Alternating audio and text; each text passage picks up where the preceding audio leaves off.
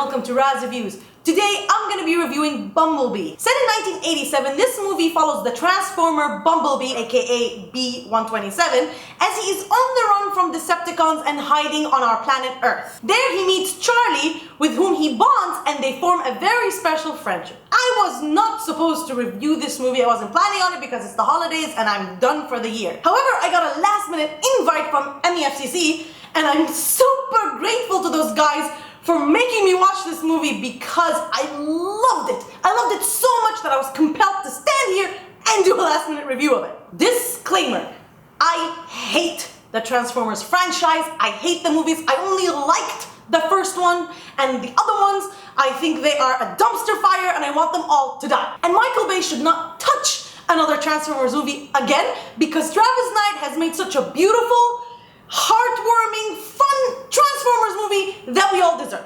Disclaimer too, Travis Knight directed Kubo and the Two Strings, which is an incredible, underrated film. It's criminally underrated and you should watch it immediately. I loved Bumblebee and I think a lot of people are gonna love it too. It really felt like the 80s. It actually felt like a film in the 80s, made by like Steven Spielberg. It kind of had that feel. The characters and the story are great, and what's cool about it is that the plot development really feels like it takes its time. You feel like everything that gets achieved or happens feels earned. And it's a really nice change from what we've been seeing recently, where all these like big movies are so fast and the pacing just feels so rushed and the development is so rushed.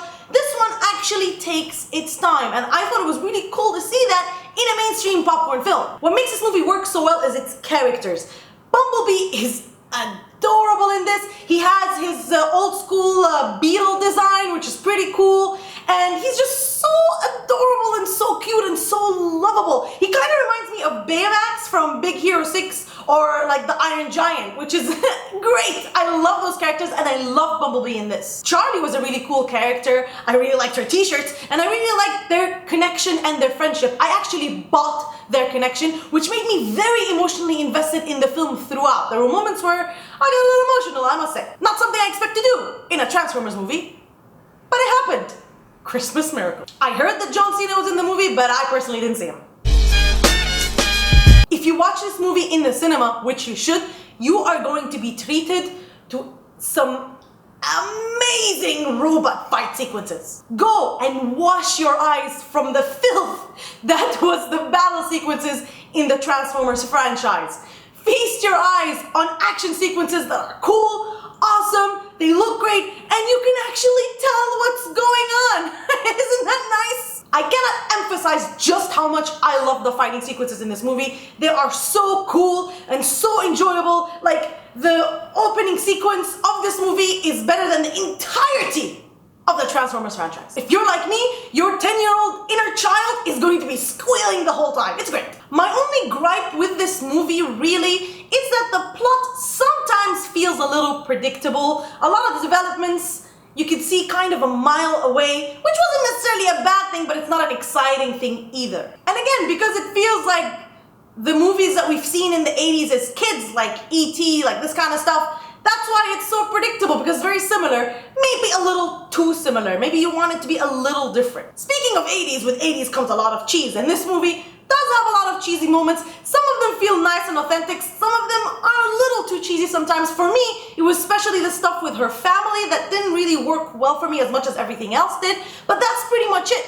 This movie is actually great. I enjoyed it, and it's light years away from any of the other Transformers movies, and I think it's gonna jump-start the Transformers franchise and give us something that we've been wanting for such a long time.